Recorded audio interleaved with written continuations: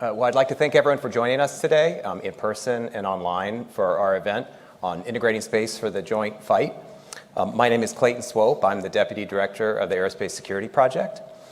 Today I'm here with Colonel Byron McLean. He's the Program Executive Officer for Space Domain Awareness and Combat Power at Space Systems Command in the U.S. Space Force. And also Ms. Shannon Pallone. She is the Program Executive Officer for Battle Management, Command, Control, and Communications at Space Systems Command in U.S. Space Force. Before we start, I just wanted to mention today's event it has two parts. I want to take a minute to welcome Scott Stapp. He's the moderator of the second part of today's event, and I want to welcome him to the CSIS family. Scott is joining us as a non-resident senior advisor to the Aerospace Security Project. Scott brings a hard, if not impossible, to match set of experiences across the national security space community. He is a retired brigadier general in the Air Force and currently the Chief Technology Officer and Chief Revenue Officer at DEF CON AI. Scott was the Chief Technology Officer at Northrop Grumman, among many other roles at the company. During his time in government, he was the Director of Special Programs for the Office of the Secretary of Defense. He is an electrical engineer by training.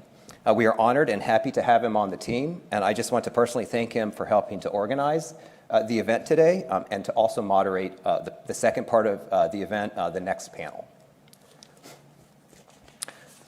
So as we start, I think I just wanted to maybe kind of toss a question over to both of you today. I have a background in the intelligence community. I know sometimes when I'm around folks that come from the Pentagon and have a military space background, they use a lot of jargon and words that I don't understand, and a lot of acronyms. And I'm sure there is a similarly large number of words that the intelligence community uses, which I am happy to decipher for you later. But starting out today, this event is about integration of space capabilities, really to enable the joint fight. You play a big role in that. So to help us understand how, really, I think let's take it up to how Space Systems Command fits within Space Force, what it does, how it's structured. You're the program executive officers for some important functions within Space Force, within Space Systems Command. So, I'd like to hear about how the PEOs, which is another acronym I often hear, how that really works. And I think just a lot of things I'm sure you just can't talk about publicly. I totally understand. But was hoping you could share enough background about kind of those issues just to help the audience understand really just what you do. So I think maybe just Colonel McLean, is that all right? Just to kind of start this off, just help us understand what a PEO is, what yours does, and then the specific kind of mission area that you help enable for Space Force. Thanks, Clayton. Thanks to CSIS for setting this up. We're really excited to be here. So kind of to jump in, a very broad question there. What does a program executive officer do? Our key role is to deliver capability. It's all about delivery. Now, in the acquisition world, I'd love to say that delivery happens instantaneously, but of course it doesn't. Delivery is one of those things that takes time because we don't just start off with going down to Staples and picking up something off the shelf. When you're dealing with a lot of the space systems, there's a lot that goes into. There's a lot of development. There's a lot of design. There's a lot of understanding. What do we need to do? And the role of a program executive officer is all about taking that idea that starts with working with our warfighter community, understanding what they need, and then getting that through the development, through the design, and through the fielding, and then the sustainment. And all of that fits underneath the roles of a program executive officer. For myself, I'm Program Executive Officer for Space Domain Awareness and Combat Power. Best way to talk about that, my prior life I was Air Force before I had the opportunity to join the Space Force. Got really excited about that. But in the Air Force days, I learned this term, the OODA loop. Observe, Orient, Decide, Act. Links back to Colonel John Boyd and his F-16 days. And it's really just a shorthand way to think about if I'm involved in a conflict, what is that role that we need to do? Well, throughout all the time, I am observing what's going on around me. I'm orienting myself to that, what I see. I'm making decisions, and then I'm making an action. And the moment I take an action, guess what? I now need to observe how that's happening, and that cycle starts all over again. Well, space domain awareness, that's all about observing. And combat power, that's all about acting. But that's just part of that puzzle. And so that's where kind of my portfolio fits. I'm on that outside of that loop. And then Ms. Pallone is really the reason that we're always seen together is because she brings in that middle section. I was just thinking that we make a point of always telling everyone there's no daylight between us. Typically, we would make our chairs actually sit closer together. We're a little obnoxious about it. And it's funny because when you actually describe it that way, it's more of a sandwich, which is maybe a really awkward analogy. And the BMC3 portfolio, Battle Management, Command, Control, and Communications, there was a quiz. Could you actually spell out your own acronym in order to get the job? That portfolio is really that orient and decide part of that functionality. So it's taking data in, it's making sense of the data, it's offering decision quality data to decision makers so that they can make decisions so that they can move on and decide what the actions are that they want to take. And those two portfolios wind up being immensely complementary. We often talk about PEO portfolios, so we all have capabilities that we're delivering, and it's not as simple as you just do this system, it's entirely self-contained. The interesting thing in the BMC3 portfolio is absolutely nothing that I do is self-contained. Everything has to work with what Brian's delivering. Yep. Honestly, everything that I do has to work with what a whole number of other PEOs and capabilities in space are doing, and even delivering into General Cropsy's DAF Battle Network on the air side. So everything I do in a lot of ways is both in the middle and then nested within something else, which is also, when you talk about that emphasis on integration, it's a recurring theme you'll hear from both of us. If I'm not integrating it, it's useless capability. And really kind of the way you describe that, to me, I think you're kind of creating an ecosystem in which a lot of other, let's just say, apps can function. And really, the space domain awareness and combat power, that's just one app that functions within the ecosystem that you create. You're kind of the foundational capability that allow them to work. Is that probably the way that it makes sense to you, or am I describing that wrong? It's maybe a little oversimplification. I almost might think of, if I try to shove it into an awkward smartphone analogy, I might say that I have a data connection which I'm providing that's pulling information from somewhere on the internet, whether it's an SMS message, whether it's actual data. Brian's probably providing me that data. I'm pulling that data down, I'm making sense of it, and I might pull it into, say, a map functionality that says, hey, I need to get from point A to point B. I'm going to give you some options to decide, and then you can go off and execute how you're going to get from point A to point B. It was less awkward than I thought it was going to be. Okay, and the description of the OODA loop, the observe, orient, decide, and act, another acronym, but I think when you break that one apart, it really does make a lot of sense. I often hear it compared to kill chain, which is another phrase that has very little context sometimes and very hard to contextualize in space. So kind of thinking about that OODA loop, the element of that structure is gaining understanding about what is happening in space, making a decision, taking that action to achieve an effect or an objective. Can we break that down a little more too? Like, what does that mean in space? I hear combat power, I think. Offensive, defensive actions in space. I know SDA, we're trying to keep tabs on what's going on, but really kind of as much as you can, maybe starting with you, Colonel McLean, like what is that OODA loop? What is that, again, I might call it a kill chain. What does that look like in space? So it's obviously a very challenging thing to try to picture how that all comes together. When you start talking about the OODA loop, the kill chain, the other word that I like to use is mission thread. And the reason I stick with mission thread is sometimes when people hear the word kill chain, they think very offensive or very bad. And a lot of what's going on in space is all about resiliency. It's all about ensuring that our systems are able to operate no matter what's going on, given that space has become a contested environment. So that's why I think mission thread, I think OODA loop, because it doesn't get people too much focused on a specific type. But what does that look like in space? It looks like periods of waiting, and then all of a sudden periods of going through a really fast cycle. What I mean by that, in terms of the potential for conflict extending into space, and I'd say the first role of combat power is to make sure that conflict and deter conflict from extending into space. That's step one. But if it does happen, we have to be ready and we have to be able to support that. So as I look through this, the space domain awareness side, we're talking about all of the capabilities, the sensors that are out there, systems that we have, the deep space radar that we're currently working on right now, our existing optical systems that are out there, all looking up there in our existing radar systems that are tracking things from debris to systems that are not debris and in fact owned by countries and are starting to behave in maybe non-responsible ways. So we want to understand what that is, keep track of that information, know what's happening.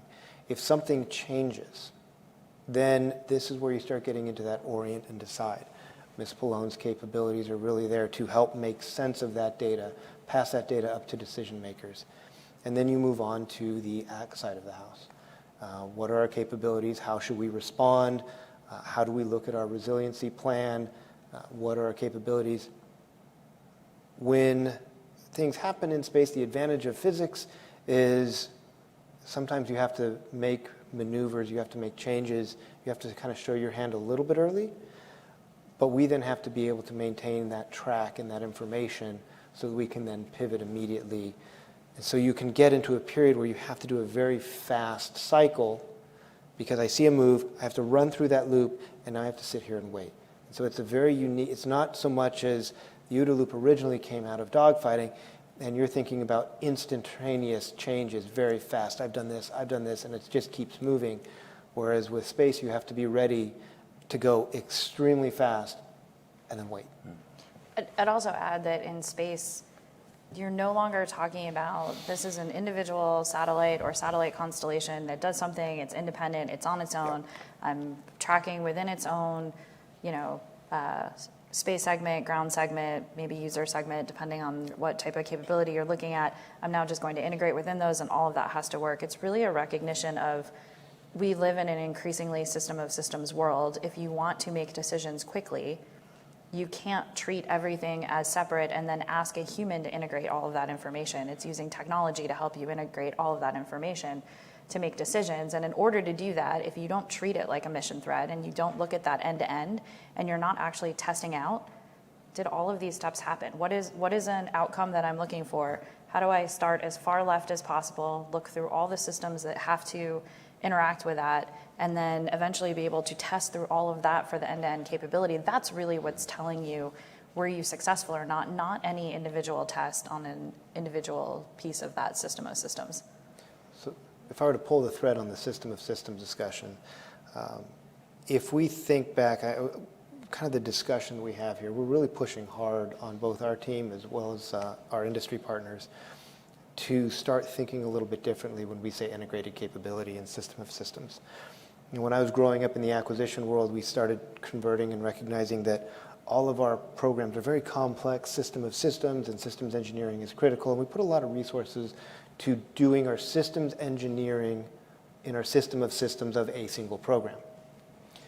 And if I kind of take the evolution, say, of aircraft, I think way back to the B-17, my analogy there is we turned the B-17 into an integrated capability by creating 10 different locations and putting 10 different little headsets and putting everybody connected, and that was it. That's how you had your full vision of everything going on. You could engage.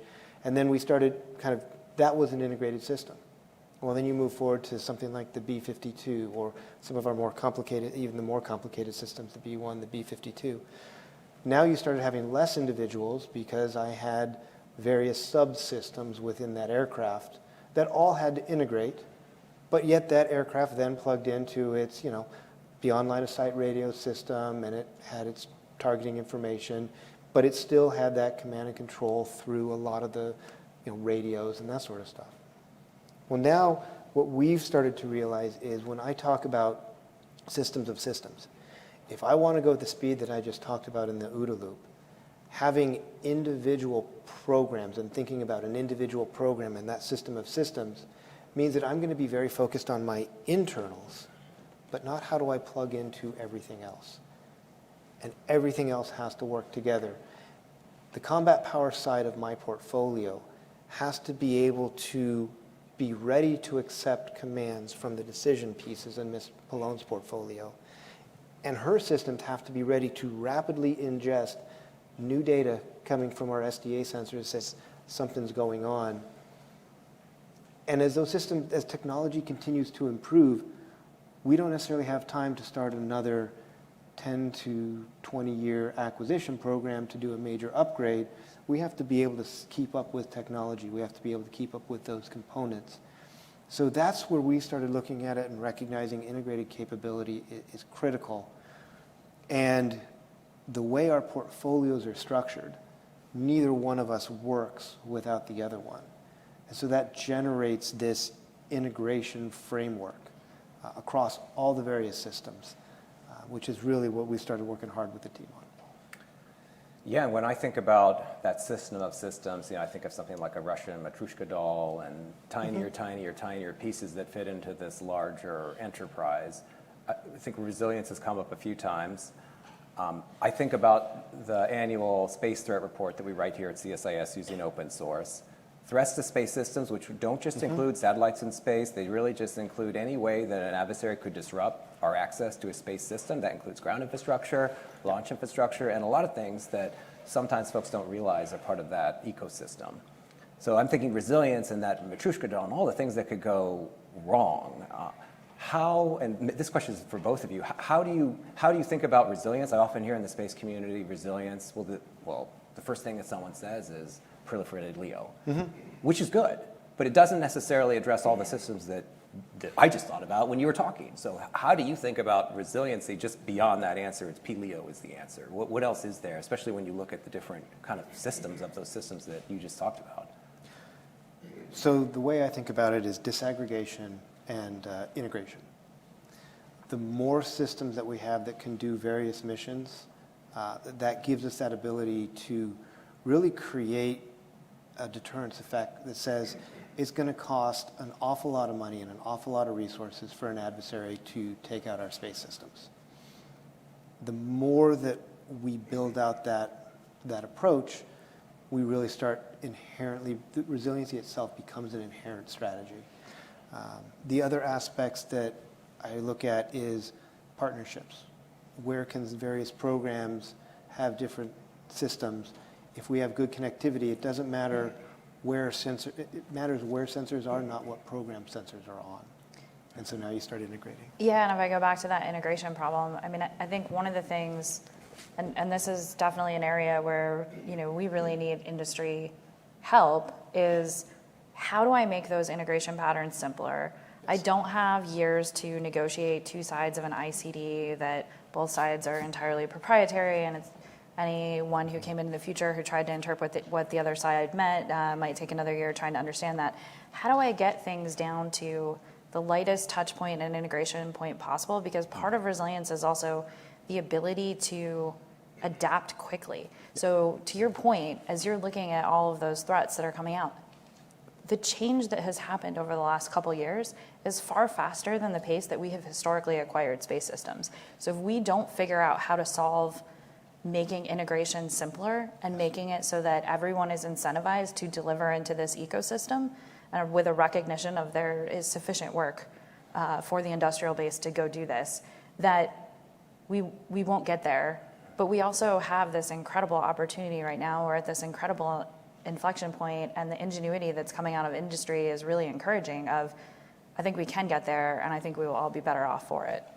And part of it doesn't sound like it's just because someone in industry has a cool idea or a cool capability. The second question then is, well, how does that fit into the architecture? How does that integrate into that system of systems? That is such a great point. The biggest headache I have is there is so much on the commercial market that I would love to pluck off the shelf and say, I'm going to integrate that into my system tomorrow and everything's going to be amazing. And the headache that I have is, It's not an unsolvable headache, but the headache that I have is if I take all of those as individual capabilities, I'm now forcing a human to go back and do the integration. If they don't fit into that, how am I transporting data, bringing data in, making sense of the data, providing that? If I don't have a way to bring that together, it's not actually game-changing, and in a non-intuitive way, it actually slows me down. And we're working hard to get after that. So we have opportunities like there's a space domain awareness TAP lab out in Colorado Springs that we've been partnering with to say, okay, I'm going to put my software pipeline as part of this TAP lab, that if you want to bring in a commercial capability and you want to prove out that you can work within my cybersecurity controls, how I'm bringing software into the system and run on my system, now we're in a situation where I can say, oh, okay, now that's really interesting, and we could talk about how do I license that capability, how do I procure that capability and bring that into the system, and I can do that in a much more rapid pace. But it's asking industry, please partner with us on how you're developing into that, because again, if I have to buy that standalone system, I'm much less likely to leverage that commercial capability. If you can integrate in easily, then that's a different story. And if there's choices that we're making that we should maybe adapt to make that easier, I'm all ears to hear that as well, because it's really important that we get after that. Yeah, I mean, I hear you. I like to do my own yard work. I feel like it's fulfilling, and I'm probably just cheap. So anytime I see a cool tool that has a battery, I'm always like, is that compatible with the system that I have? Yeah. Even if it's really awesome and it's not, I'm like, I don't want another system that needs a separate battery and a separate way to maintain it. So I get that interoperability is really critical and can start a flywheel effect where you're going to acquire more capabilities because it fits into your system already. I quickly want to point out we are taking questions. I'll be turning to those audience questions in just a minute. So if anyone would like to ask one, please scan the QR code if you're here, or online, fill out our click on the link and fill out the form for your question. So I do want to highlight that the DoD does have a history of trying to figure out how do we set up interoperability. Some ways that we've tried to set up interoperability is through ridiculous mil standards. We had a period where we thought the best way to sustain software was to go ahead and say, if we all write it in this code language, everything will be great. And so you have the code language OODA that still exists in some of our older systems, and it is not keeping up with technology. So this is where it really becomes a dialogue. And Ms. Pallone and I very, very much, we have an existing process with the DoD acquisition system where we do request for information. Then we move into draft request for proposals, and we finally hit that final RFP. And that's when the point where we really move into the source selection. But whenever we're going out with the RFIs and the draft RFPs, one of the questions we're asking is, are we adding in requirements or things that we're saying are military specific that are driving us away from interoperability? Because sometimes we do that inadvertently, and we do that to ourselves, and we don't even see it. There are times when some of those requirements are absolutely military critical. But there are other times that they're a hangover, or they're how we think makes sense, and so we need that feedback, dialogue, and interaction. So the message I always push forth is always answer the question that's asked, and then pick up the phone and call the program manager and the contracting officer that are doing these projects and say, hey, we want to make sure that you understand this other stuff. We're really making sure that we push forward that dialogue with our team.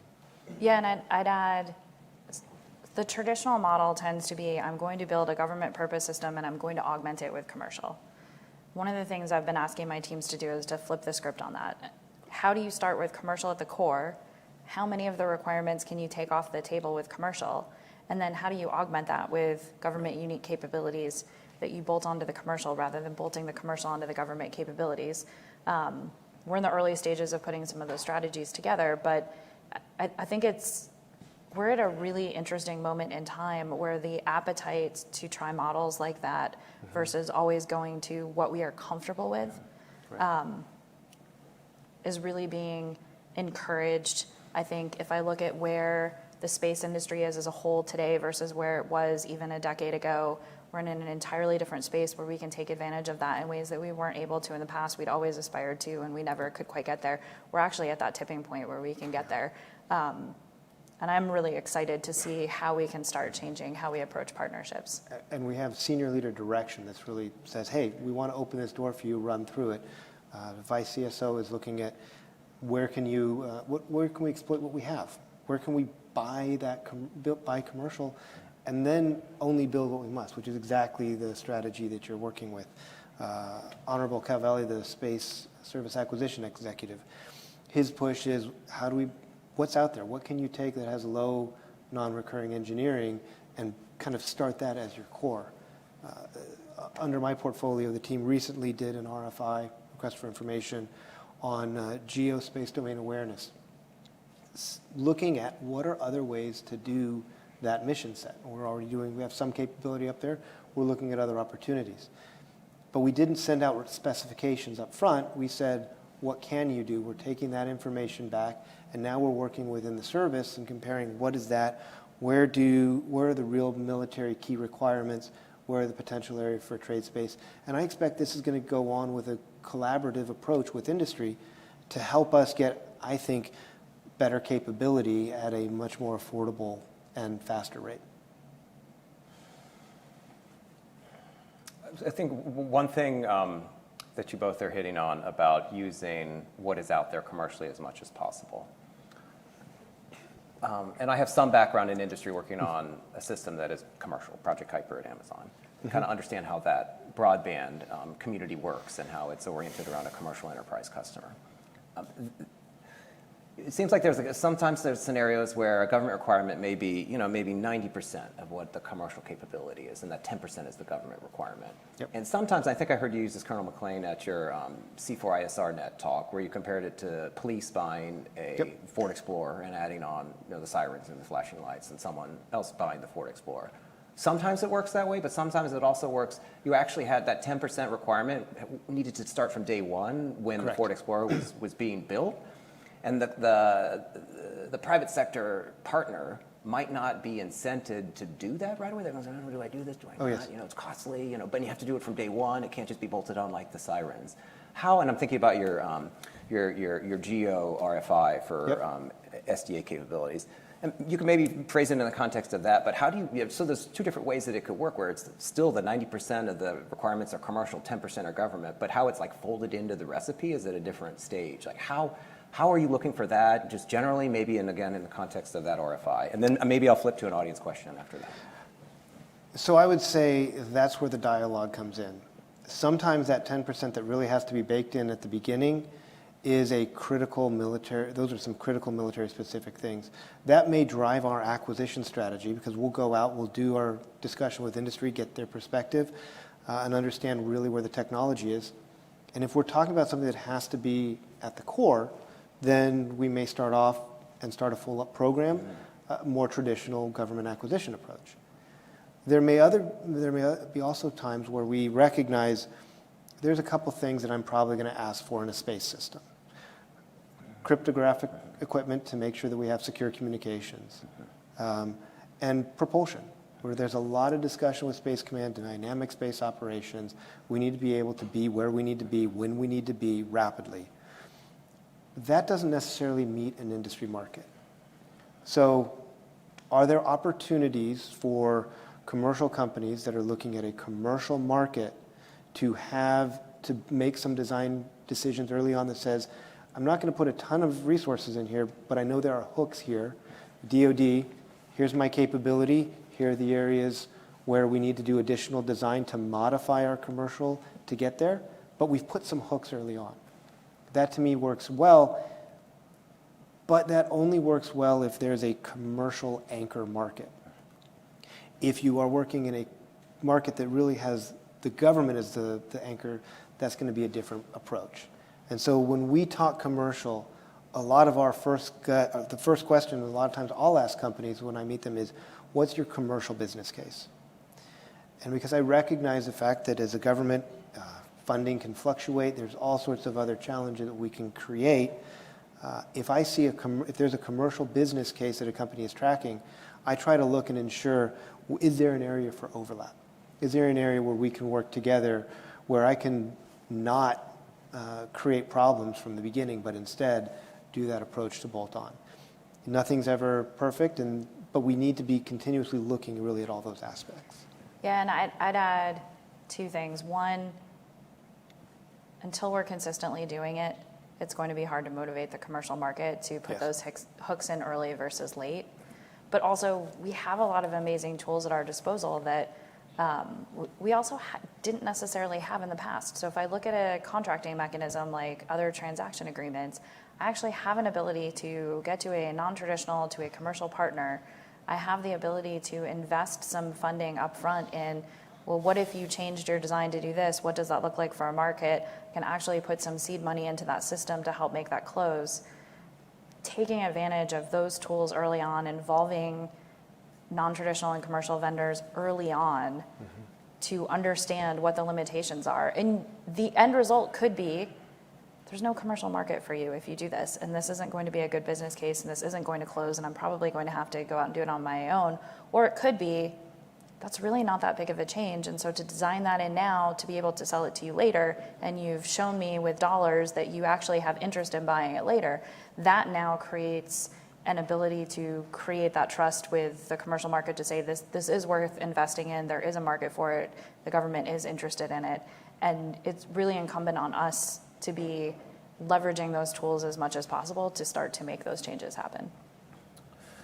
Yeah, and it is that, even if that hook is just so tiny, it's always interesting to me to think about, that probably still has a cost to someone to put that hook in. Yes. And, that the ways to think about how best to incent that or compensate that or remove barriers for that, that's really interesting to hear that you're thinking about that and you're kind of putting that, closing the business case hat on as a government person.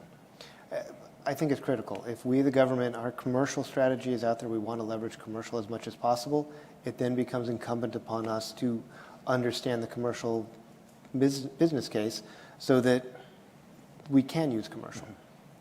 If I create a situation where there is no commercial business case, I can't use commercial. Yeah, that's a good point, yeah. And so that's an important role. I'm going to flip to a question from the audience. This is from Sam Wilson at the Aerospace Corporation. Do you see a future where the Defense Production Act framework, and I'm sorry, I'm not familiar with Title 7 specifically, but Sam does that specifically, Title 7, can be used to promote public-private industry stimulation and integration through voluntary agreements? There's a lot of tools with the Defense Production Act. A lot of times we're not always pulling on all of them. There may be an opportunity to leverage some of those other titles, but I would argue that the Defense Production Act, when we start going down that path, there's some definite purpose and intent behind it, and I would say that's probably more of a executive/legislative discussion before to really go down anything like that. I'd also say if you want to think about more broadly, one of the things we're really emphasizing with the workforce is understanding the full suite of tools at your disposal. So that is one example amongst many of, there are many paths other than this is how we've always approached acquisition of a product or capability that we should be pulling on, staying current on what that is, leveraging all the available tools at our disposal, and actually tailoring what we're using to the specific problem set. We have a tendency to say, this worked once, I'm going to do it in repetition forever because it worked once, without thinking through, but is it the right answer for the problem set? Is it the best way to get after the problem set? Is it opening doors that I would otherwise close if I used something else? Really trying to open the minds of the workforce to say, use all the tools at your disposal. Don't just go to, I bought the one tool and I have the one tool and I'm always going to garden the same way again. Yeah. Things change. Take advantage of what's now out there that's going to make your life simpler or let you do something you didn't think you could do in the past. You just wait for the batteries to die, but you're exactly. Right, it should be more proactive. Yeah. I was going to say, I like her answer better. I'd like to change my answer. Well, here's another shot. Maybe. This is why we try to. This is why we always work together. I'm definitely smarter whenever I'm with Ms. Malone. Definitely, you're a good team. You can tell. You're definitely good at complementing each other. We have complementary strengths. Well, you could try it on this one now. Maybe Ms. Malone, you can go first on this. Does, and this is an acronym, it's a DoD one, and I forgot what it means. But you'll know what it means. Does the structured and gated PPBE process impact your ability to effectively integrate? And this is from George Roberts, who says he's from academia. Planning, programming, budgeting, execution system. Present from Secretary McNamara. If I wasn't on a stage in a spotlight, I probably could come up with it. Yes. But it escaped me. You warned us at the beginning that Yeah. acronyms were going to be a challenge. That's fair. So I would say yes and no. The biggest headache with the PPBE process is that if we are not thinking proactively about how to keep opportunities open as we lay in budget, as we lay in plans, it can be a hindrance. If we're being smart about what it is we're trying to do, then I find that it's actually flexible enough that I can do something. And in the rare case where I don't have the flexibility to do what I want to do, I can always go back to Congress and say, I have a better plan.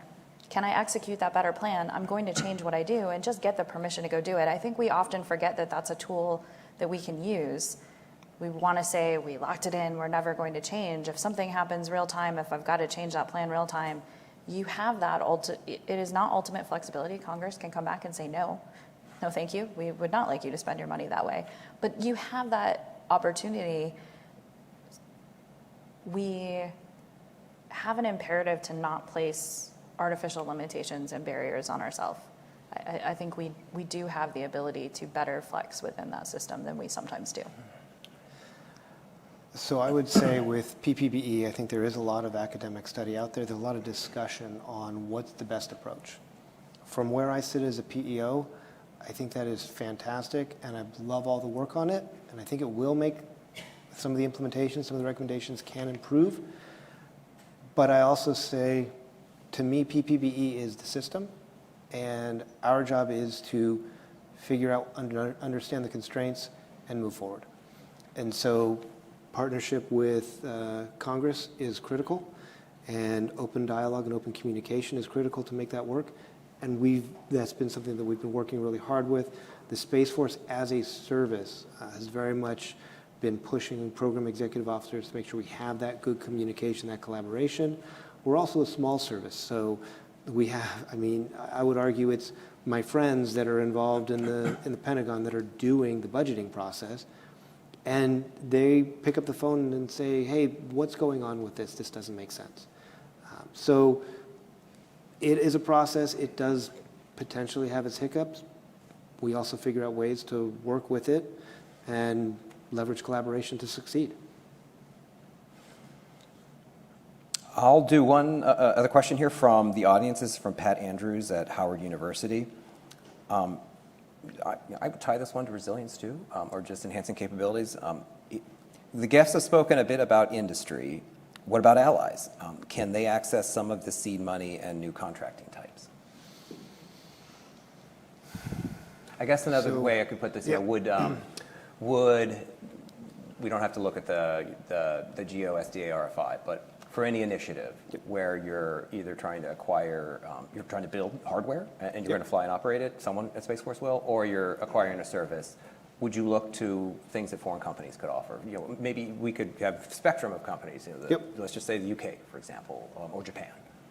So I'm not saying North Korea. Yeah, no. They can launch things into space, but I'm not saying you should buy things from them. I will take that advice. Thank you. That was free. Yeah, thanks. So the reason that there is any pause is a recognition of there are various rules and regulations about what we can appropriately do in terms of contracting. That said, working with allies and partners is a critical step. The DoD does not execute a mission in modern conflict without our allies and partners. Everything is coalition. And in fact, within Space Systems Command, we have an entire team that is looking at where are the areas for international collaboration. And they are always working with the two of us, highlighting, did you see this? Do you know this is going on? So where we can work with our allies and partners, that's there. And where working with those allies and partners, it allows us access to and leverage their industry. That's fantastic.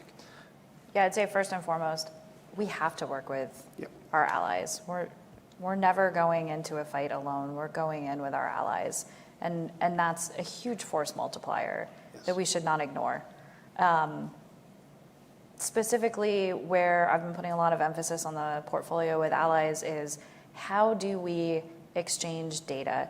At the end of the day, the most important thing, if I go back to the OODA loop, if I go back to how I'm making decisions, if I go back to how I'm orienting, how am I sharing the data across our allies? How am I building the technology that allows me to do that, to be able to bring data in and say, okay, this is what you can see, this is what you can see. I'm going to make sure that all of that is shared. I'm going to get some information back in. Making sure those capabilities are prioritized and coming to bear is a huge enabler in terms of the speed with which we can collaborate with our allies. And I'm really excited with where we're headed on those efforts, because they are so critical to fighting together. The worst thing you can do is say, we're going to go into a fight together, and then I can't tell you anything. So this also gets back to where we have a lot of integration. So from my perspective, I bring a lot of the hardware. Ms. Pallone works with a lot of the data, and so I more become a source for her to share with allies. And then we do our collaboration is much more how do we pull that all together. Well, looking at the time, we've got about 4 minutes left. I've kind of got a question in mind to kind of close this out for both of you. And I recall, Colonel McLean, you mentioned at that event last week that you are a fan of history, so I'll ground this to history. And I'll kind of capture it as like, part of your job is probably, since you do space domain awareness, let's not have any surprises in space. Correct. You don't want to surprise the warfighter. You don't want to surprise the decision maker. You want to know. So I think a big surprise, Churchill called it his darkest day during the war, was when he found out that battleships Prince of Wales and Repulse were sunk. First time a capital ship that was defending itself had been sunk by air power at sea, December 10th, 1941. Thinking about the threat environment, thinking about everything that happens in space. I saw an article in Breaking Defense last week kind of just about how maybe an object came off the China space plane. It was cataloged on one day, but that doesn't mean that it was actually detached on that day because it was so close to the space plane. So just kind of thinking about the challenges that you face, that both of you face in space, and I'm thinking specifically SDA. To make it actionable, to make it as close to real time as possible. I think that's where you fit into, Ms. Pallone, into this equation.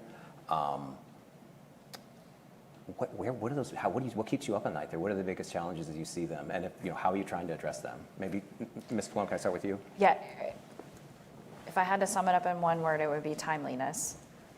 If I look at how, exactly to your point of, if I don't know when something happened, if I don't know what potential intent is behind that, if I'm not providing information in a timely enough manner to take action, then it essentially becomes history. It's an interesting exercise in looking back on events to say, okay, now I can maybe figure out how that happened. I might be smarter for the next time, but that actually isn't meeting the intent of how do I have actionable, timely space domain awareness? How do I know what's going on in the space domain in a timely enough manner that I can do something about it? Mm-hmm. If I take away my ability to decide and act, then everything we're doing is interesting but unimportant. And if I look at the age of our systems, some of the ability to pull data off real time, to be able to do sense making of that real time, there's an incredible amount of transport and compute involved in that is complicated, that needs to be modernized, that needs to be updated to actually fully take advantage of everything that we have out there. And a lot of the challenges is I'm not just building from scratch where I can jump straight to modern technology. I like to tell people I spent a summer in Thailand in grad school, and my cell phone worked better there than it did in Los Angeles because they had skipped landline technology. There was no buying into the old system. We don't always have the luxury, though, of saying, I'm just going to scrap and rework, because that takes a lot of investment that we don't necessarily have. So how are we taking advantage of older generations of technology, but able to bring it into the latest technology to better sense make from it, take advantage of it, aid in that decision-making process? And that is one of the hardest problems I think we deal with on a day-to-day basis. Maybe not Brian. Well, so I'm going to give a completely different answer. And I've been wrestling with this so as I've been in this job, trying to understand what are my key stressors. And ultimately, the thing that keeps me up at night is the people. How are we as leaders taking care of our people? How are we taking care of our guardians, our airmen supporting guardians? That's actually the piece that concerns me the most, to make sure that that's where my head's at, and am I making the right decisions to take care of them? Because when it comes down to it, everything that I talked about, I'm the figurehead that gets up here, but it's the team that's doing all the work. I ask some questions. I try to present opportunities and then go up to leadership and provide the top cover for the team. But all of the hard work, all of the working with industry, all of the new systems, everything that we're trying to do, it's that amazing team out there at SSC that's really doing the execution. And so, and sometimes in my role as program executive officer, my job is to deliver. It's easy to get so hyper-focused on a program that you forget all of the people that are doing that program. So that is always the piece that keeps me up at night. And I'll tell you, everything that we're talking about is all about enabling, helping our team think a little bit differently, and then enabling them to execute differently. I think that's a great way to end the first part of our event today. Thank you, Ms. Pallone. Thank you, Colonel McLean. I hope everyone can stick around. We're going to take 5 minutes to add a couple more chairs and get the next group of folks up on the stage. But for now, let's give a round of applause and a hand.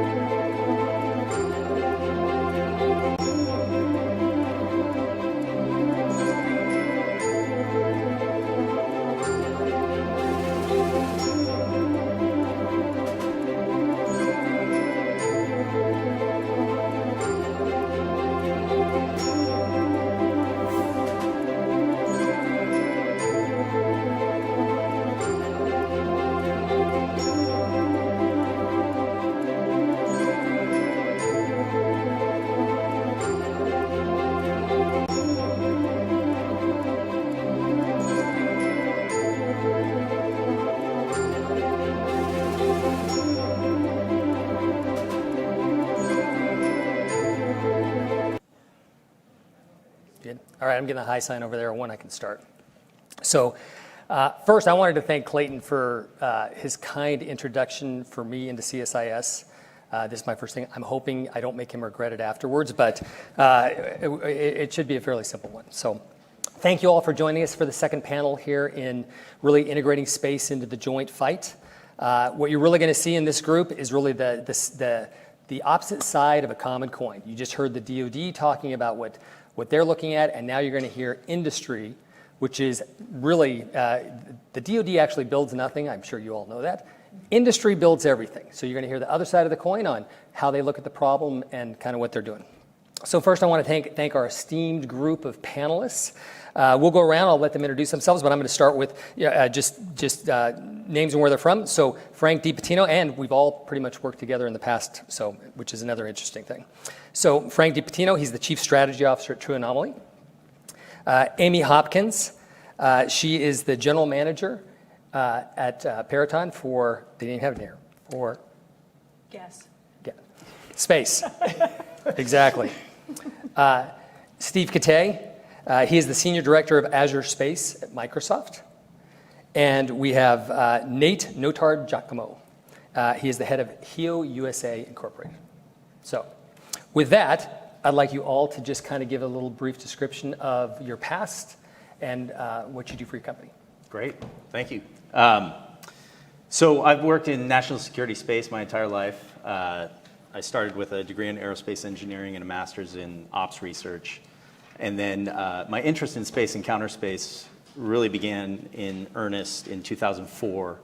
I was an NRO technology fellow assigned to CIA to look at burgeoning counter space capabilities from China and Russia.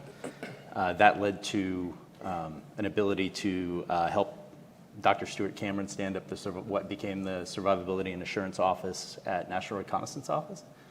And that addresses resiliency and protection issues. Then led some DNI initiatives for collection against counter space programs and analysis. And also had an opportunity to write international scientific papers on orbital debris, both naturally occurring and those that would be the result of counter space tests like the Chinese ASAT test in 2007. During that entire time, I served also as a subject matter expert in several of the major war games for the DoD. And because of that, General Raymond, when he became the first CSO, asked me to set up an analytic wargaming effort within the service to evaluate force designs in the Space Warfighting Analysis Center. So that was a senior executive position that was term limited. That stopped in October. And I joined True Anomaly as the Chief Strategy Officer.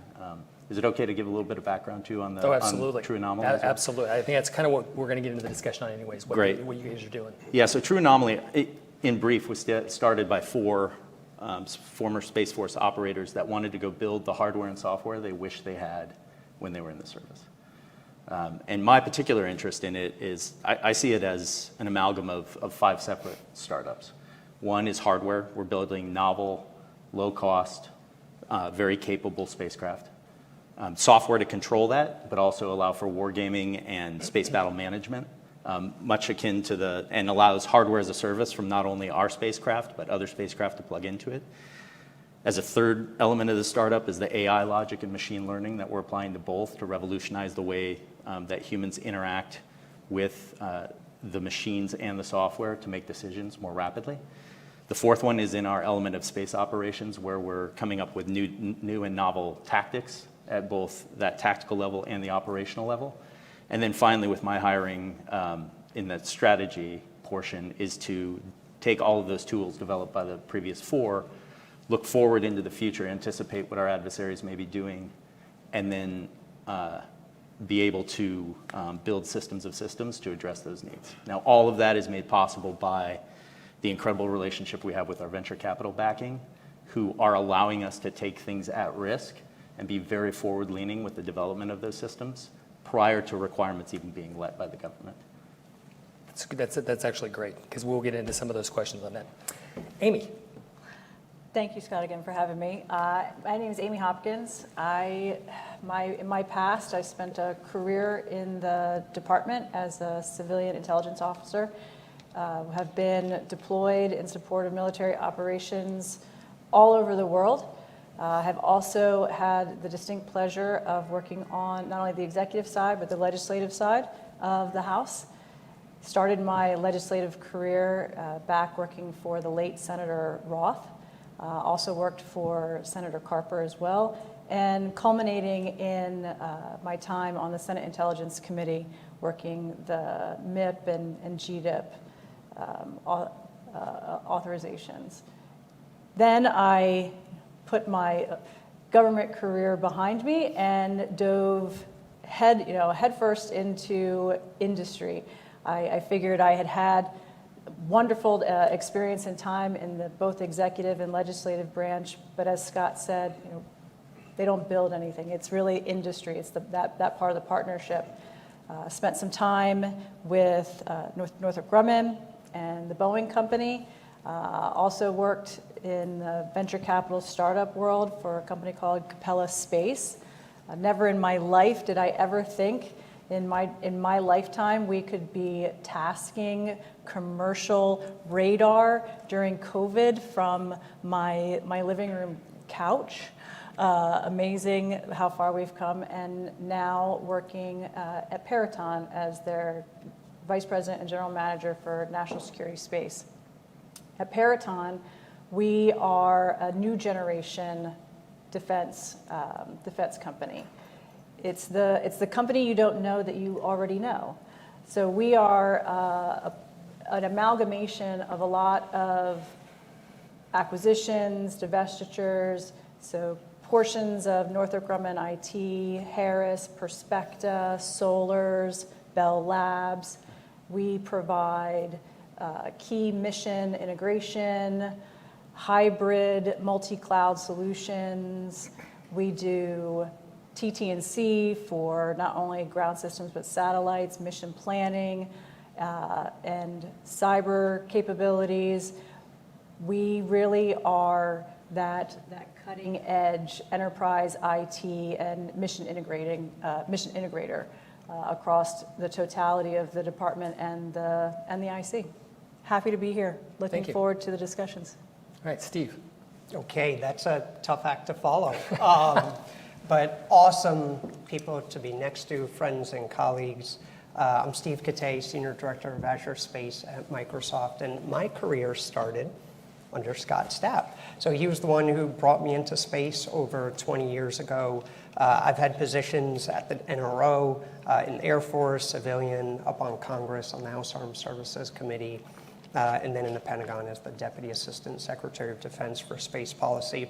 So I've seen a range of positions in the government, and I've been very fortunate to help the transformation of space in the department to really recognizing the warfighting domain that it is, and as a result of that, the stand-up of the Space Force. So very grateful for the work of the government panelists, Shannon Pallone and Colonel McLean, and the work that them and their teams are doing. It's extremely critical. It's a big shift that we're going through. Now, how does Microsoft fit into that? So I've been at Microsoft now for over 4 years, and when you hear Microsoft, you may have the first thoughts that I had when I joined the company, which is you think of Windows, and you think of Word, and you think of PowerPoint.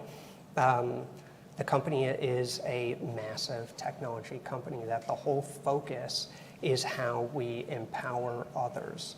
And we stood up Azure Space about 4 years ago. And it's all about how we work with partners. So True Anomalies are great partners, but partners on this stage and many others of how you bring cloud computing and space technologies together.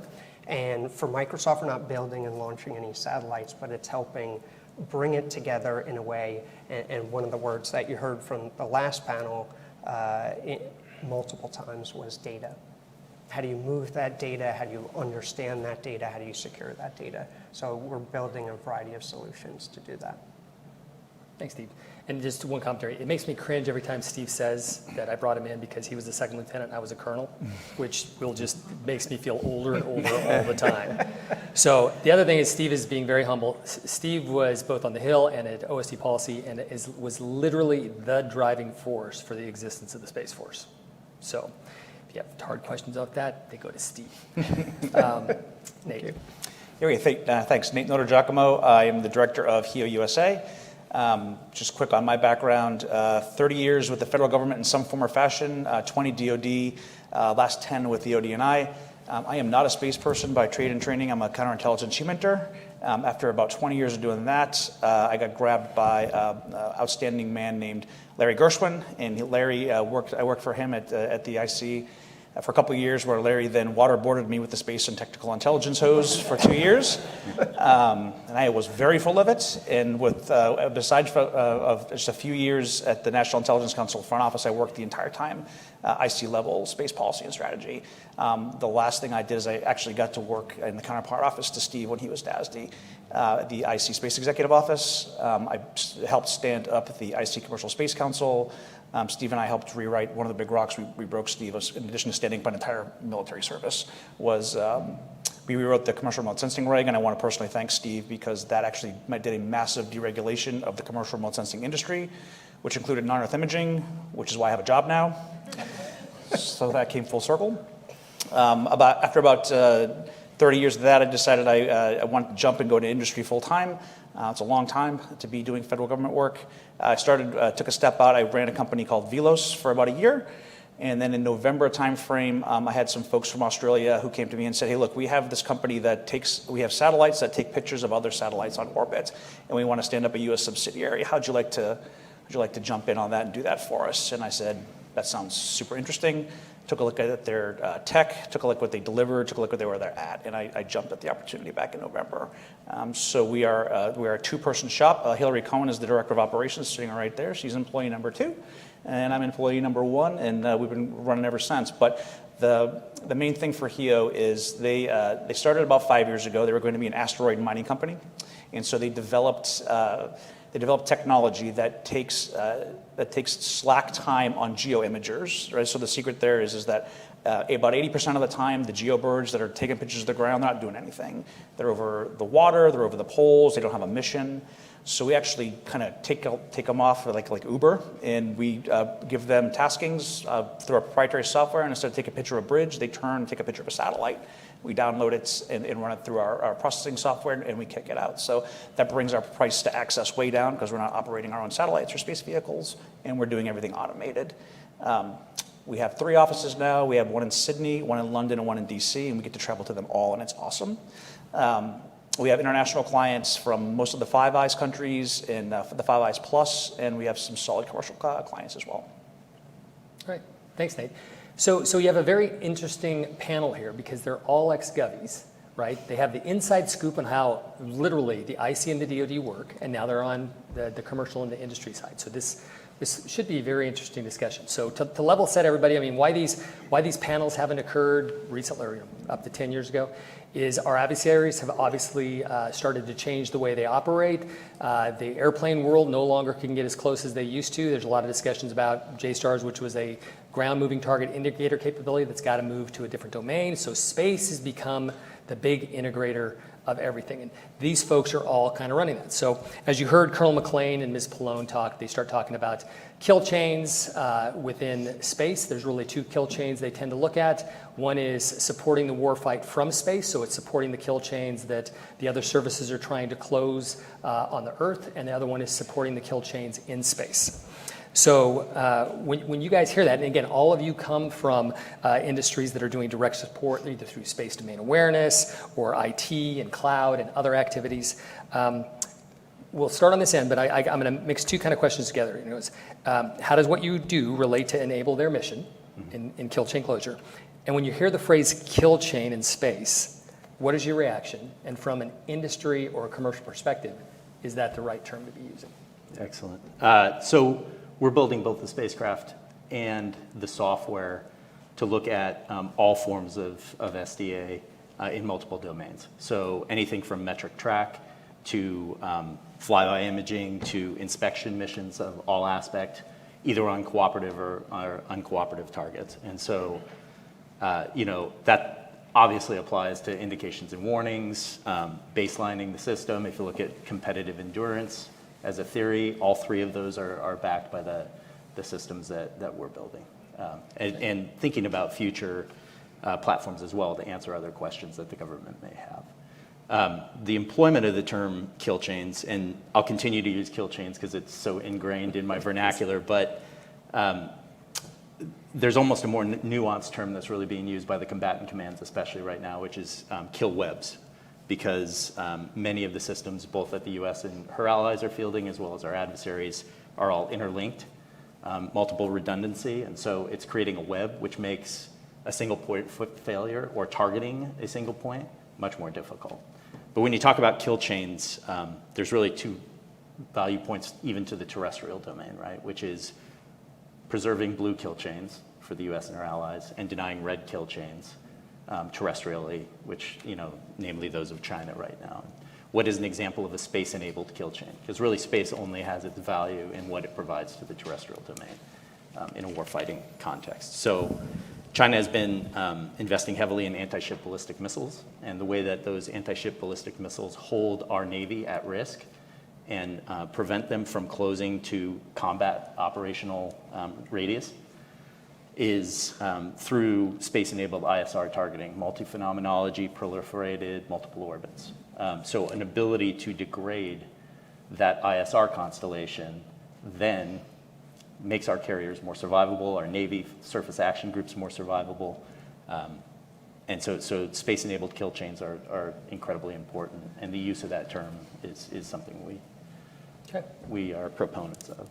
Yeah, so there's some in the commercial world who have an adverse reaction to kill chain, and so I appreciate that. So Amy, so National Security Space at Paradigm. So tell us a little bit about how you guys are doing this. So, like all of my panel colleagues up here, we're also working in pretty much every element, whether it's the TT&C for the on-orbit or ground elements, the mission planning, the data processing.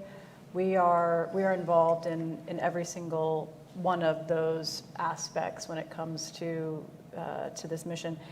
When it comes to kill chain, so for me, having grown up over the last, we won't say how many decades because it'll just age Scott more.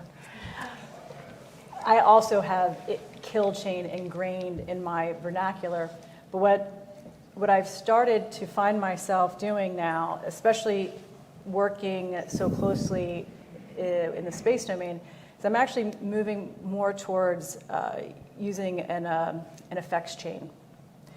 Because I might not necessarily want to always kill it. I might want to deny it. I might want to degrade it.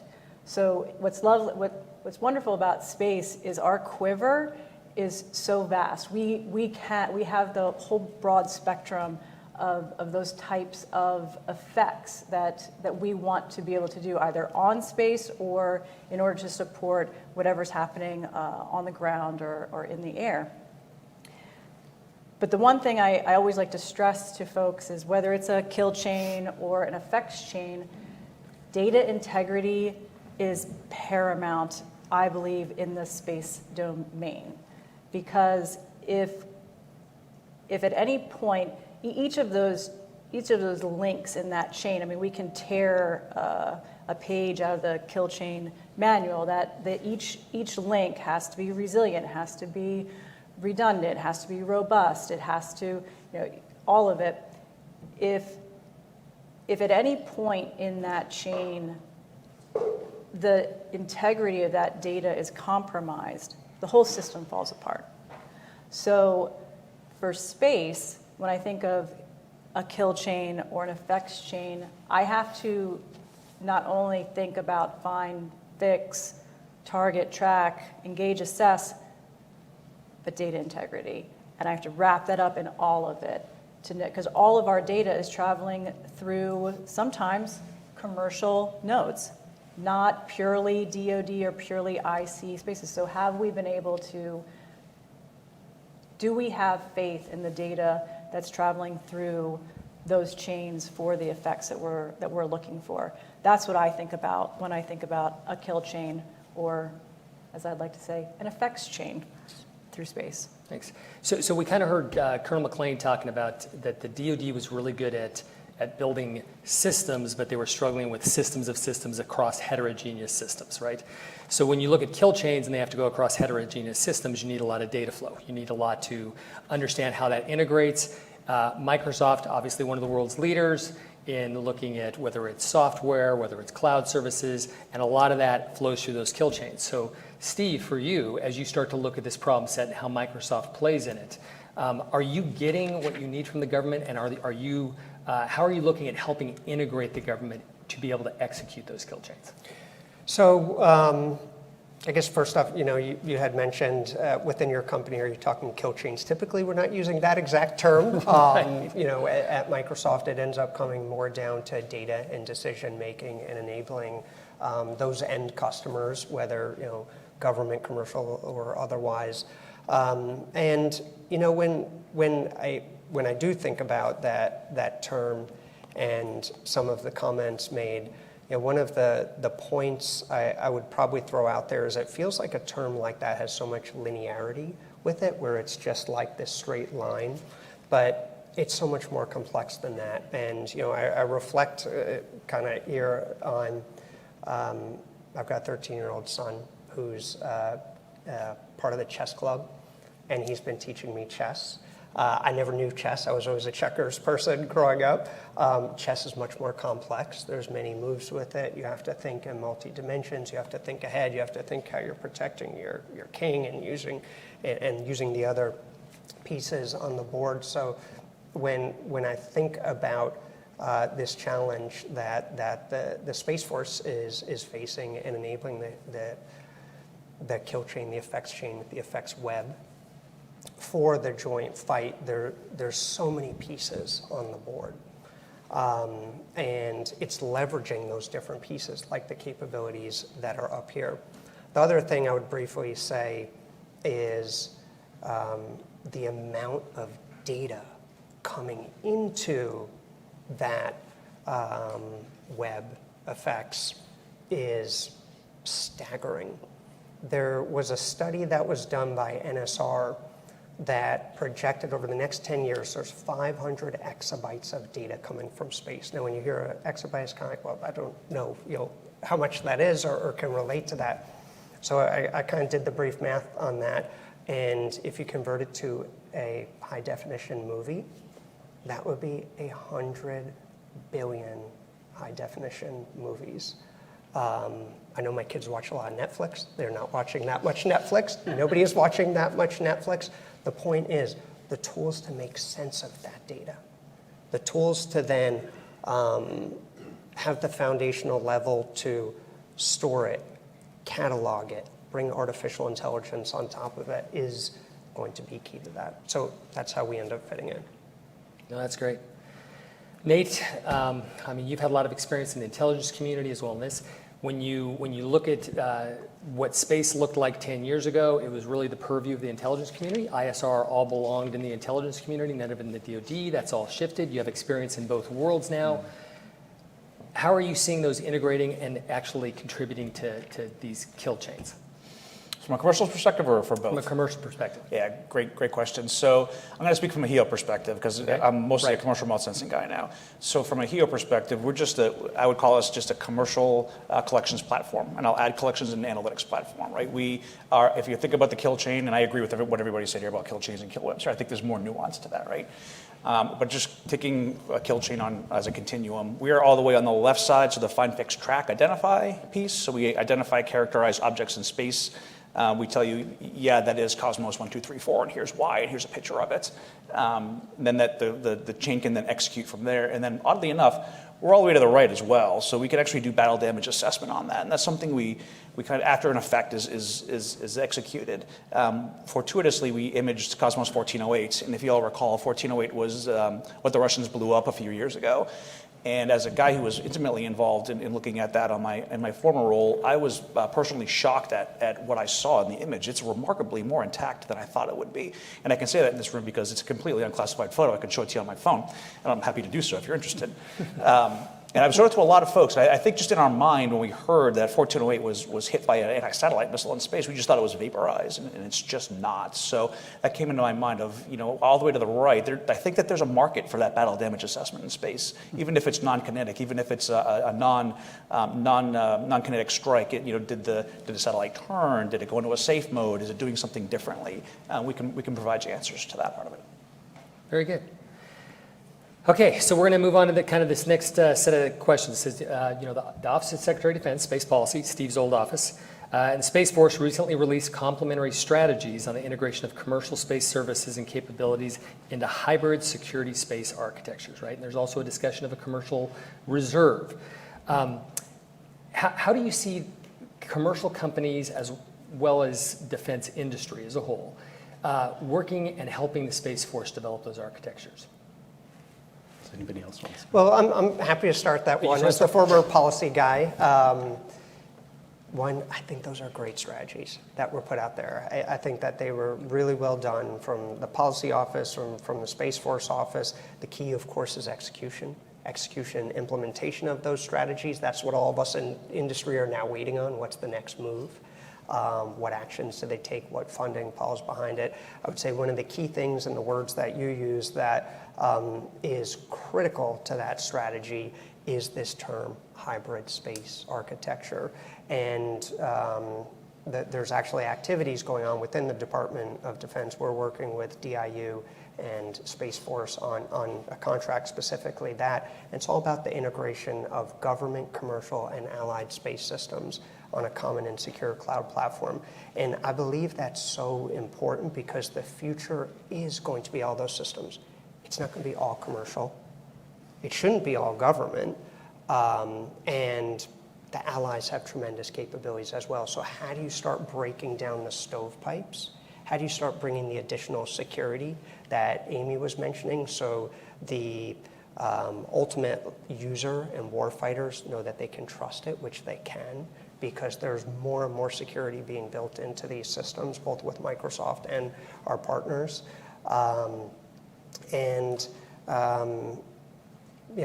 think that's the next step with these strategies is moving out on those architectures, implementing it into different activities, whether that's JADC2, Joint Fires Network, or other activities like that.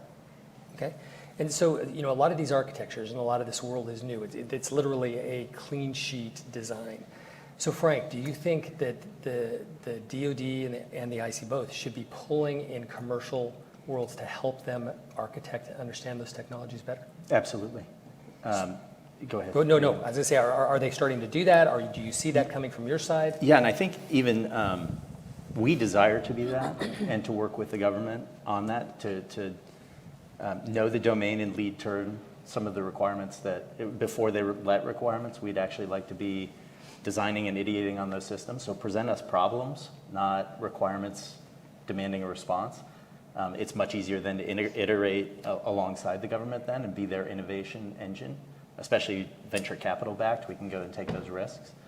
But one leader I think in this is NGA, that has done a phenomenal job about Earth imaging and federating that out to commercial imagery. But even announced at the recent Geospatial Intelligence Conference, I believe the director of NGA talked about now moving towards purchasing analytic products where the collection, the tasking, the execution, the analysis, and the resultant thing would all be done by the contractor at the unclassified level, and that final product would be handed over to the government as a product. We would love to do those types of things in space domain awareness and other functions to allow us to integrate all of those things rapidly and iterate so that we can hand the government a final product, not just be a data provider.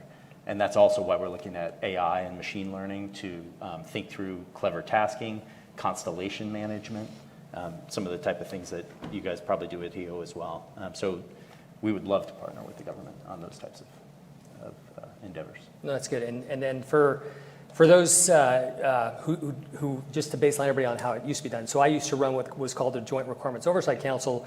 The DoD sets requirements, and then they just hand them to the industry to go build stuff. So they're trying to do more and more where they integrate. And so I'm curious, for the rest of you, are you starting to see them pulling you in to do that integration and that architecture development from a commercial side?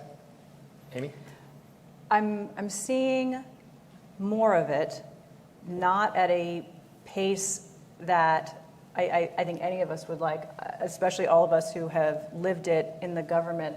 This is nothing new. We've been talking about this for the better part of the last 20 years. And I think we can accelerate how we are bringing folks in, especially in light of, just from a personnel standpoint, whether it's the department or the services, the skill sets that are required, software engineers, aerospace, we aren't growing them inside the service. They're out in industry.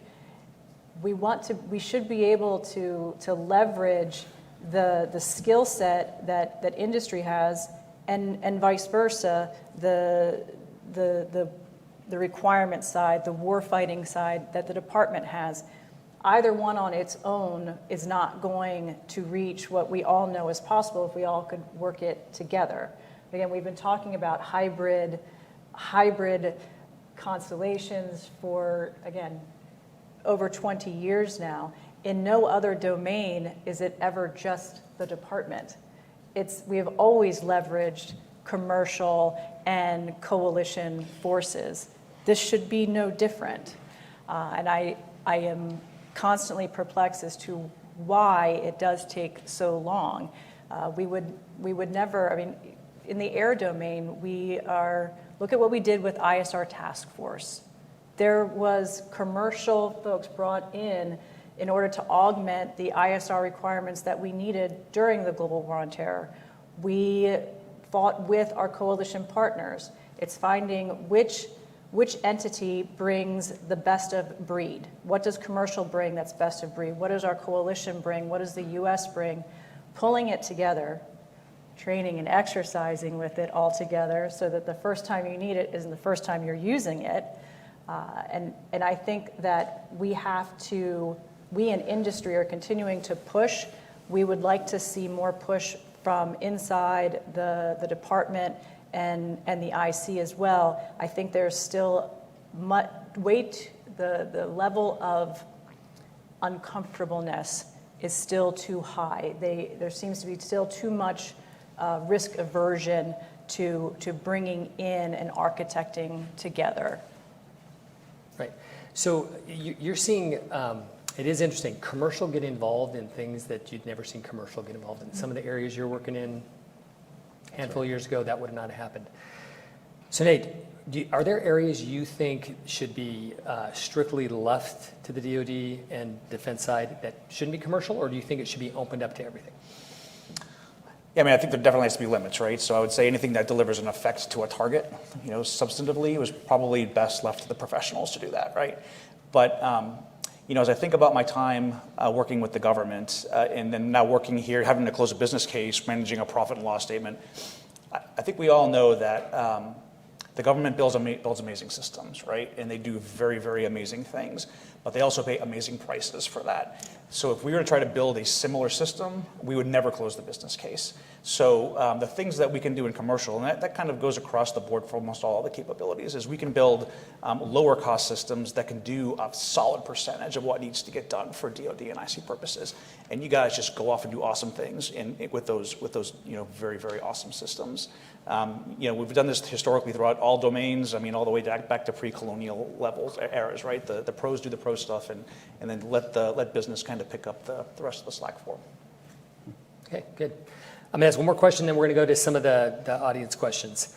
There was you brought it up, Amy, the discussion on international partners, coalition, allies. I think that broadens the commercial case when you start to look at it at international opportunity space. How are you guys looking at international opportunities and allies that help you augment what you're doing for the Space Force? We'll start with Frank. We're already working with other governments that are our traditional space allies partners to provide services for them as well, and with the potential of, and we're looking at different profit models, right? Is it a go-go? Is it a co-co model? What are the different things? And different allies and partners are interested different structures for that. And so we're entertaining all of those as well, and I'm very excited to play with them. Are you finding any obstacles on releasability through the U.S. government on those Yeah, I areas? mean, there's ITAR issues and those types of things, but I think it's important to work with the U.S. government in those engagements. Okay. And so that I think we've gotten some traction there as well. Very good. Amy? Echo the thoughts, especially when it comes to the ITAR and EAR. When I look at our national defense strategy, and it is pushing for more coalition and partnership as a country, we can't do that if industry's hands are tied behind their backs.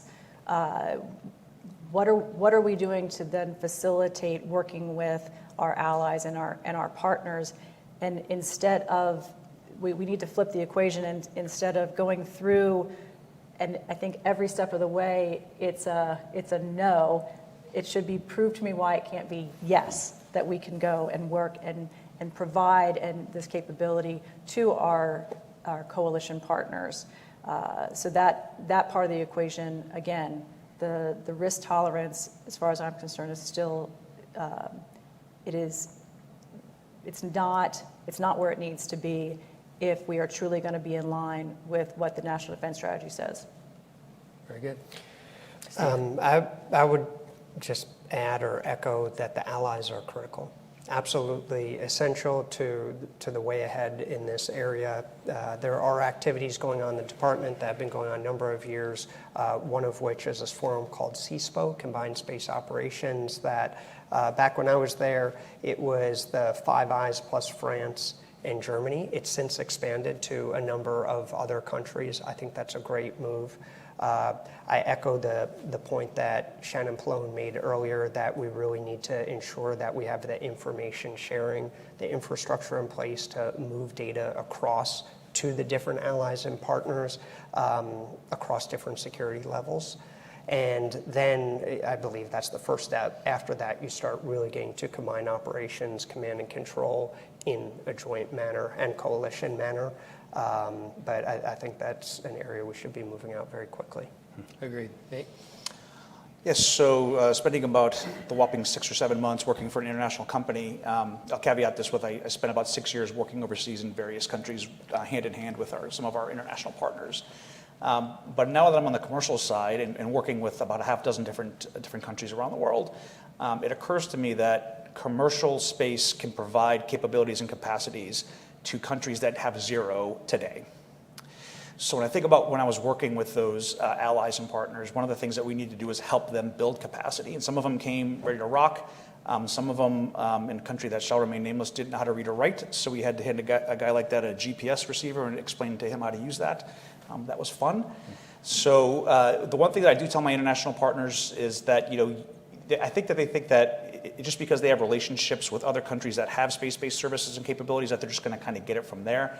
That's kind of a tenuous thread. I think we all kind of understand that. The one thing that they really haven't kind of thought through in a more wholesome way is they can buy the same level of, they can buy really solid level commercial space capabilities today for pennies on the dollar of what it would cost for them to launch indigenous systems, and they'll get it a lot more reliably than asking a partner that may or may not have excess capacity.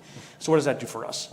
So when that partner then comes to the table during a time of conflict or a civil emergency or what have you, they come way more informed, they know how to use the data, and they come with meat on the table, right? So instead of having to start them over from ground zero for our government teams, they're starting from a much more advanced location.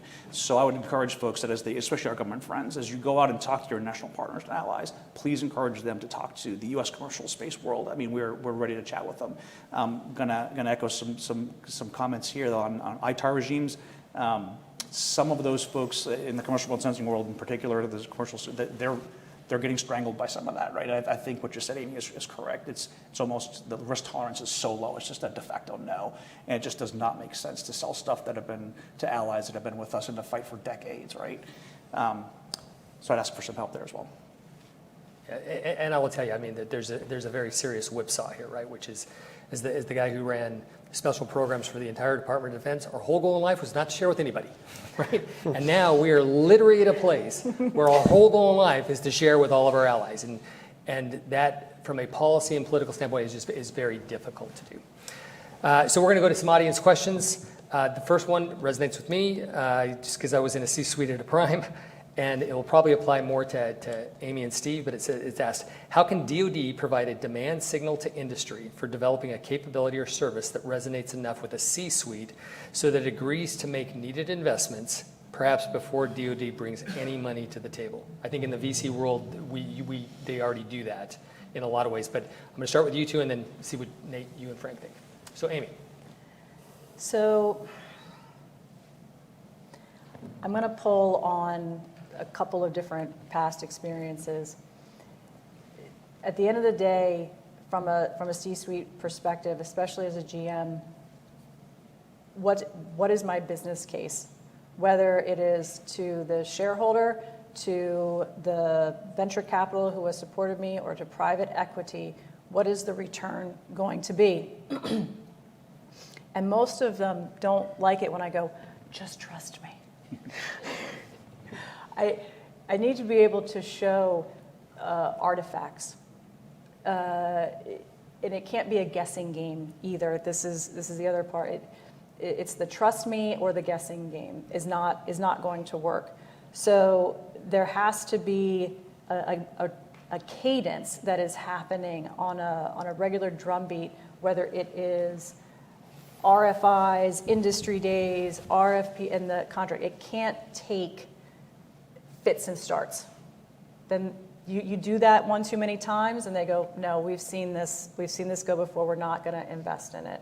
Or it takes 10 years.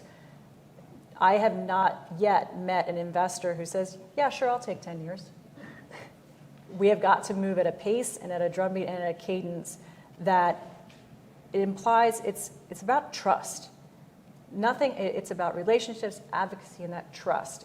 And if the department is not building that trust with our industry partners, the investors, they're going to walk away. Great. Steve? I'll build off on the trust piece on, at least in my experience from what I've seen now 4 years in industry, one of really that key components of success is the partnership. And it's not looking at this as, well, this is purely transactional for this business, but understanding that you are working with commercial industry, defense industrial base, different parts of it, but looking at it as a partnership to achieve outcomes to advance the mission. So the partnership ends up taking its form in leadership, in how they're communicating publicly, how they're communicating through meetings, how they're spending their time, and then of course a key component ends up being the resources. Are the resources then being applied consistently to what's being heard from it? Because that's certainly one thing I've learned in the commercial industry. Of the investments are made on analysis of risk of where the market is going, and it's made in advance of requirements or in advance of contracts often. And that can be of great advantage to the department, but it needs to be looking at the industry really as a partner, as opposed to something transactional. Very good. So in the VC and the smaller company world, Frank, what do you guys think about that? Basically, can you invest ahead of need, betting on the come that they will actually buy it once you've developed it? Yeah, I mean, our whole business case is predicated on that. One of the things I would note, though, too, we think one of our unique value propositions is we have a cognitively diverse staff of some of the best people across each one of those value chains across the entire national security space enterprise. So we have some of the best former satellite operators, including our founders, folks like myself bringing in more the operational and strategic level acquisition. We have folks who have built legacy systems for other primes that bring all of that resident knowledge into the kind of systems we're trying to build. So we've horizontally integrated against all those capabilities, but on the government side, that doesn't happen. The previous two panelists were a rare exception where the BMC Cubed and the SDA are being programmed together. Right. So in order for us to make our entire value proposition back to the government, we would have to have several PEOs and program managers in the room at the same time to realize that collectively what we're giving them answers all of their problems. And so, if there's a way for the government to think about, in the space domain, we have both the burden and the opportunity to simultaneously develop the kit and the way we're going to operationally employ that, and we have to do that quickly. And we can do that in partnership with the government, but the government really does need to bring to bear decision makers who are able to span across that entire offering space and make a unilateral decision. Great. Nate, any thoughts? Yeah, I mean, the only thing I'll add is as a later stage startup that has a lot of venture capital behind it, I would just kind of echo what my colleagues have already said. We have generally speaking, limited runway, and we have limited chase dollars. So the demand signal that the government gives to us is absolutely critical, right? So as any normal startup would that has made it as far as we have identified a problem that we can solve in the U.S. national security world as well as in civil and commercial space. But that doesn't mean we can last forever, right? So if you're sending a demand signal, we will spend money to meet that demand signal in good faith. And so I think Steve's description of a partnership is exactly how we think of it as well, right? We take it on faith that the demand signal is real, and it's going to come with some sort of a fund stream on the end. I think I'll leave it at that. No, I think that's good. I think when you look at the commercial world as a whole, most commercial, when they're actually selling, whether it's like Microsoft and others, is you're selling to a commercial customer, enterprise, is you are investing ahead of need. You recognize that customer is going to need it. The DoD is struggling with that a little. Part of it is, as they talked about in this last panel, the PPBE process, the planning, programming, budgeting, and execution, where you get money from the Hill. It is not designed in such a way that it is easily acceptable of, if you build it, we will buy it. It typically works the other way. We'll pay for it and build us exactly what we told you to build. So it tends to stifle out a little bit of innovation. I think we're also and I'm guilty of this too, talking about the department and PPBE. I think as a community, we need to hold the legislative side of the house as responsible as the others. Constant CRs and a constant just drip. You can't effectively plan against anything like that. And if we don't reverse this trend, I think it's going to have a cataclysmic effect on those of us who need to work at the pace of what technology could afford us otherwise. No, totally agree. Okay, so I'm going to close with a question of my own because we have about 6 minutes left. And what we have is a very unique panel. We have folks across the DoD and IC with long histories. We have folks who spent time on the Hill. And they have a ton of experience. So with all your experience, if you were put back into the department as a senior leader, say DevSecDef, what would you do, and what would you do differently that you have learned from your time in the commercial world? And one thing before we answer that, you have to answer that question, if I can request, at the end after us. Sure. Moderators aren't supposed to do that, but okay, we'll talk about it. All right, Frank. I think it was sure lieutenant. Is the way Wow. So, let's talk about competitive endurance, and I'll limit it to sort of our data set rather than the broader aspect, which I think you talked about. But I think that can be summarized as, in the spectrum from competition to crisis to conflict, there's this idea, I think, that they're putting forward to say, if we can remain in that competition phase with low-level assertion of our right to be in the domain, that will endure and remain below the level of armed conflict. Industry can do that in a quick way to stay ahead of the ideation, acquisition, and fielding loop of the adversaries. So industry could actually be the forcing function for competitive endurance if they're given the runway to be the progenitor of that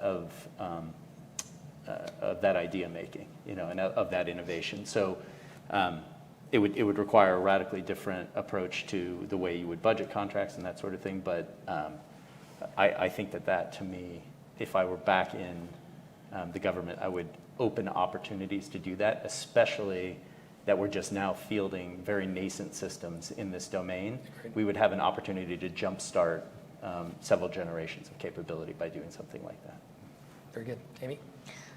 I have a list of at least 100 things long, exactly, of what, if I only knew then what I have been exposed to now. The one item that keeps returning to the top of that list is security reform. We have an industrial age process in a digital world. The fact, again, what I wish I knew then, when I went into industry and was blissfully ignorant of how the security clearances were or were not doled out based on contract, and I go, well, I don't understand. I have a TSS, whatever. Oh, no, that completely changes. I go, but I'm still the same person. I have still passed all of these tests, whatever.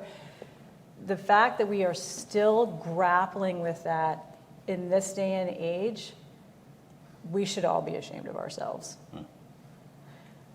That alone, if we could make some significant strides in that, I think it would have a domino effect on bringing industry and the department together and discussing the requirements and our needs, and instead of having to guess, those of us who have been in the department, I guess pretty good, but still, that to me is something that keeps jumping up to the top of my list. And if we could, I would absolutely go back and do everything I could in my power, whether I would, if you put me back on the Hill or put me back in the department, I would make it the windmill I tilted at for the rest of my career. All right. So Steve, after creating the Space Force, what else would you do? Disney World. So, Disney World, exactly. Nice. I can't help but reflect at the moment we're at geopolitically of this great power competition, and that I think is reflected through bipartisanly through various administrations at this point, and it's an extremely important moment and really serious moment. And I have to reflect actually back, and I think of a book that I've read called Freedom's Forge. Freedom's Forge is all about the mobilization of the industrial base before and leading up to World War II in the early phases of it, and how GE and other great American companies came together to help build the planes and ships and tanks and rifles and bullets. And I think about what does that look like today? And where my mind goes and where I believe the Defense Department needs to be thinking about what that looks like has a very, very strong role of the technology sector. And I know you can see me as Microsoft up here and say, well, that's awfully self-serving.